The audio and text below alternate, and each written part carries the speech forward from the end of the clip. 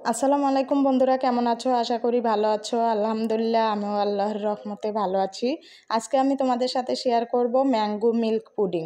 এখন যে পরিমাণ গরম, এই গরমে কিন্তু ঠান্ডা ঠান্ডা পুডিং খেতে অনেক বেশি ভালো লাগে। আর এটা ছোট থেকে বড় সবারই কিন্তু পছন্দ। আম ফুরিয়ে যাওয়ার আগেই এই মজার পুডিংটা বানিয়ে নাও, দেখবে অনেক ভালো লাগবে। তাহলে চলো দেখে নিই পুডিংটা কীভাবে বানাই। তবে এর আগে তোমাদের কাছে বলছি, আমার এরকম নতুন নতুন ভিডিও পেতে পেজটি সাবস্ক্রাইব করে পাশে থাকা বেল আইকনটি অন করে রাখবে, যাতে করে আমার যে কোনো ভিডিও ছাড়ার সঙ্গে সঙ্গে সবার আগে তোমাদের কাছে পৌঁছে যায়। পুডিং বানানোর জন্য এখানে আমি ছোট সাইজের 6টি পাকা আম নিয়েছি। আমগুলো একদম পাকা, তার জন্য এইভাবে হাতে চেপে চেপে রসগুলো বের করে নেব। তোমাদের আমগুলো যদি একটু শক্ত হয় তাহলে কেটে ব্লেন্ডার করে রস বের করে নিতে পারো। এখন আমি রসগুলো ছেঁকে নেব। আঁশ অবস্থায় কিন্তু পুডিং বানাইলে পুডিংটা বেশি ভালো হবে না, তার জন্য অবশ্যই এইভাবে আমের জুসটা ছেঁকে নিতে হবে।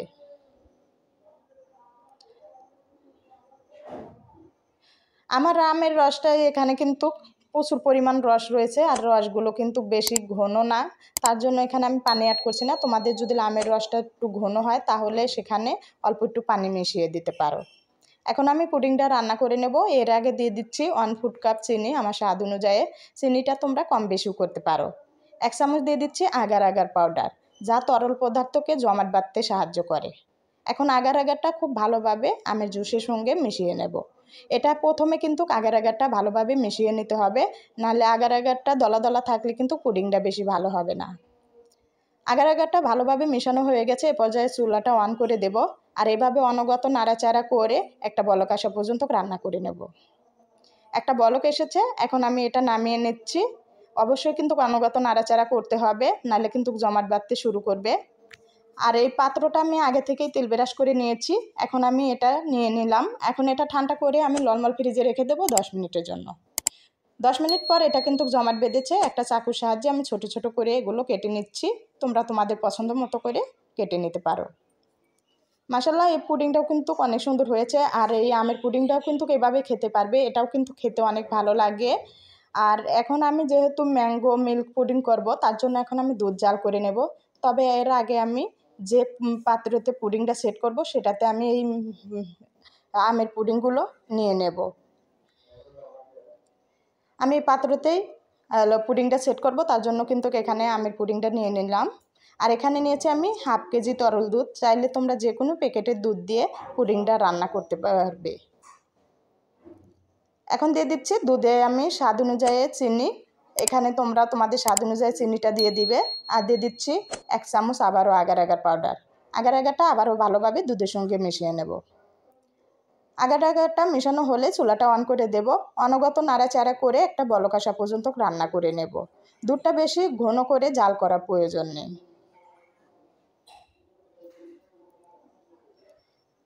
যখন এরকম একটা বলক চলে আসবে, চুলাটা কমিয়ে আমি আরও 1 থেকে 2 মিনিট রান্না করে নেব। হয়ে গেল দুধটা রান্না করে নেওয়া। এখন আমি পুডিংটা সেট করব। গরম গরম অবস্থায় কিন্তু দুধটা আমের পুডিংয়ের মধ্যে দিতে হবে, নাহলে কিন্তু এটা ঠান্ডা হয়ে গেলে সাথে সাথে জমাট বাঁধতে শুরু করবে। এখন আমি একটা চামচের সাহায্যে একটু নাড়াচাড়া করে তল উপর করে দেব, যাতে করে নিচেও যাতে দুধটা ভালোভাবে ঢুকতে পারে। আর পুডিংয়ের পাত্রটা চারিপাশে একটু এভাবে ঝাঁকি দিয়ে দেব, যাতে করে পুডিংটা ভালোভাবে সেট হতে পারে। এটা ঠান্ডা করে নরমাল ফ্রিজে রেখে দেব 10 মিনিটের জন্য। 10 মিনিট পর দেখো ঠান্ডা হয়েছে, আর এটা কিন্তু জমাট বেঁধেছে। চাইলে তোমরা 1 ঘন্টা আধা ঘন্টাও নরমাল ফ্রিজে রাখতে পারো।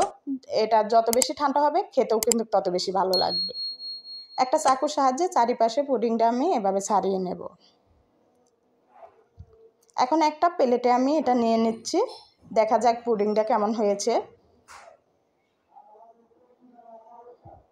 তো দেখো মাশাআল্লাহ, পুডিংটা কিন্তু অনেক সুন্দর হয়েছে, খেতেও কিন্তু এগুলো অনেক ভালো লাগে। তো বন্ধুরা, আম ফুরিয়ে যাওয়ার আগে এরকম ম্যাঙ্গো মিল্ক পুডিং বানিয়ে নিতে পারো, দেখবে ছোট বড় সবারই পছন্দ হবে। তো আশা করি ভিডিওটা তোমাদের ভালো লেগেছে। ভালো লাগলে লাইক শেয়ার করে আমার সাথেই থাকবে। আজ এই পর্যন্ত, তোমাদের সাথে আবারও দেখা হবে নতুন কোনো ভিডিও নিয়ে। সকলেই অনেক বেশি ভালো থাকবে। আল্লাহ হাফেজ।